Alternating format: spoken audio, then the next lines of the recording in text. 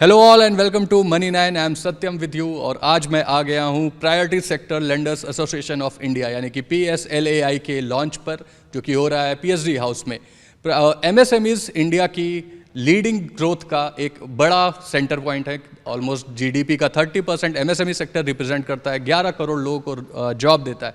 लेकिन अभी एक स्लो डाउन से गुजर रहा है एंड इसके पीछे का मेन रीज़न क्या है, उस पूरे मुद्दे पर बातचीत करने के लिए आज मेरे साथ जुड़ चुकी हैं Prashmita Guha ma'am, CEO PSLAI। Hello ma'am and welcome to money 9। My first question to you ma'am कि MSMEs जैसे हम बात करते हैं कि India is the factory of world और वो बनने के लिए MSMEs की ग्रोथ बहुत इंपॉर्टेंट है। तो जो आप priority sector lenders association of India launch कर रहे हो, इसका पर्पस क्या है, ये MSMEs की ग्रोथ में कैसे कॉन्ट्रीब्यूट करेगा ma'am? Thank you. MSMEs, as you said, is the backbone. हमारे backbone है इंडिया के.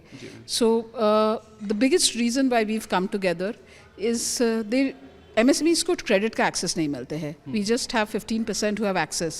तो हम लोग ये कोशिश करने के लिए ज्वाइन किए हैं कि can we double the current access that they have. Today it is at 64.1 trillion rupees. क्या हम अगले 3 से 4 साल में इसको डबल कर सकते हैं ताकि हर MSME को कल एक एक्सेस मिले ताकि वो अपना बिजनेस ग्रो कर सके and can be a bigger contributor to our GDP. Yes ma'am, MSMEs के क्रेडिट गैप की बात काफ़ी टाइम से उठ रही है। अगर आप देखेंगे तो ऑलमोस्ट 103 ट्रिलियन रुपीज़ का क्रेडिट गैप है। जैसा कि आपने बताया कि 15% MSMEs को ही ये एक्सेस मिल पाता है। ऐसे में ये जो एसोसिएशन है PSLAI, ये how this association is going to address the issue, इसको रिजॉल्व कैसे करेंगे आप, क्या एरिया ऑफ फोकस रहेगा? So one of the area of focus is policy. So एक हमारा आस्क है कि आप एक अलग से एक PSL NBFC बनाइए ताकि we get wholesale access to credit. अगर wholesale access to credit हमें मिलेगा तो that can be passed on to MSMEs which can get it a cheaper loan. वरना एक बहुत exorbitant loan होगा तो कोई MSME तो ले नहीं पाएगा. That's the first one. Second, a big worry is collections. NPAs ताकि ना हो. हम लोग collections control, ELN और escrow की बात कर रहे हैं ताकि at least partial collection control अगर आ जाए, then even the NBFCs and the banks are much more confident of giving out loans to them. So that is the second ask that we have. The third is हम बोल रहे हैं कि अगर हम technology like OCEN, DPIs like OCEN ला सके ताकि अभी क्या हो रहा है, अभी एक स्टैंडर्ड प्रोडक्ट है, लोन प्रोडक्ट है सारे मार्केट्स के लिए. It is not that we have different, but एक रेस्टोरेंट का नीड और एक लेट्स से एक trader ka need is completely different.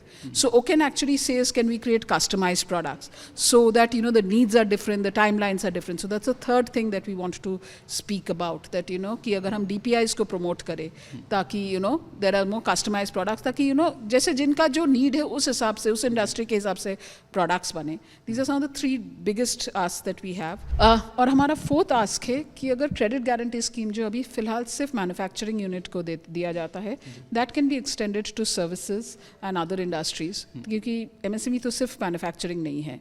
So if we can do it for other industries, then that will also give banks, NBFCs, fintechs a little more, security इनको loan देने के लिए, ताकि these are found the 4 things that we are going to work on. इसके अलावा we also want to work with other trade bodies, MSME trade bodies, ताकि MSMEs का capacity building हो, ताकि ये विकसित भारत जब हम बात करें तब उनका भी growth हो और हम उनके साथ चले. So that is the basic idea of, basic way that we plan to grow this. MSMEs में आपने बोला कि मैन्युफैक्चरिंग को ज़्यादा फोकस दिया जाता है, लेकिन अगर हम कोलैबोरेटिव देखें पूरा MSME में प्रायोरिटी सेक्टर लेंडिंग की बात करें तो मेजर कंट्रीब्यूशन एग्रीकल्चर को जाता है. ऑलमोस्ट 18% क्रेडिट एक्सेस एग्रीकल्चर को मिलता है. वहीं MSMEs जो ग्रोथ ड्राइवर होंगे उनको 7.5%.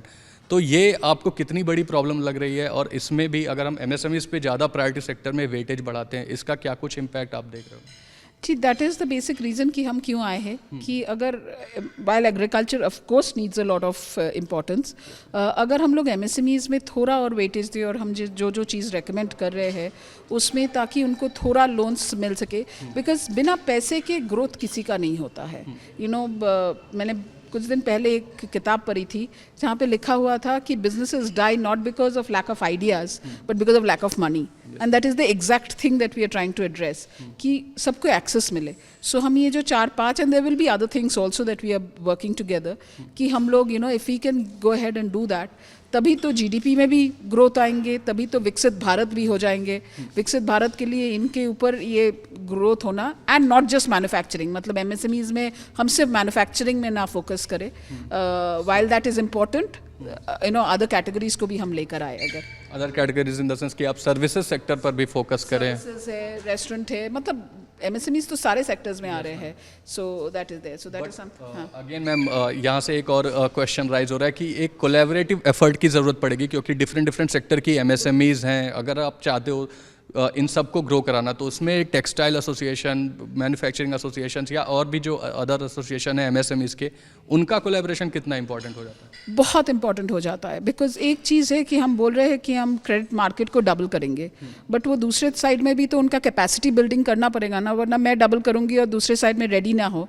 तो it is very important that we work with hotel association, we work with textile association, we work with manufacturing associations, मतलब डिफरेंट एसोसिएशंस, ताकि to figure out how can we also work to increasing their capacity building, ताकि सिर्फ growth हम सिर्फ पैसा जब दे तो वो लोग ग्रो कर सके. तो उनके भी साइड से हम एक साथ वर्क करेंगे. ये अकेले किसी का काम नहीं हो सकता. इसमें गवर्नमेंट भी होंगे, बैंक्स भी होंगे, एनबीएफसीज भी होंगे, फिनटेक्स भी होंगे, और ये सारे एमएसएमई एसोसिएशंस होंगे. This is not a one person job to double the market, but for Viksit Bharat we all have to come together to grow this. तो एमएसएमईज के लिए पार्टिसिपेशन जरूरी है, अदर सेक्टर के भी एसोसिएशन का, और इसी बात पर एम्फसाइज कर रही थी Priya ma'am. Ma'am, thank you so much for joining us and giving your precious time ma'am. Thank you so much for having me.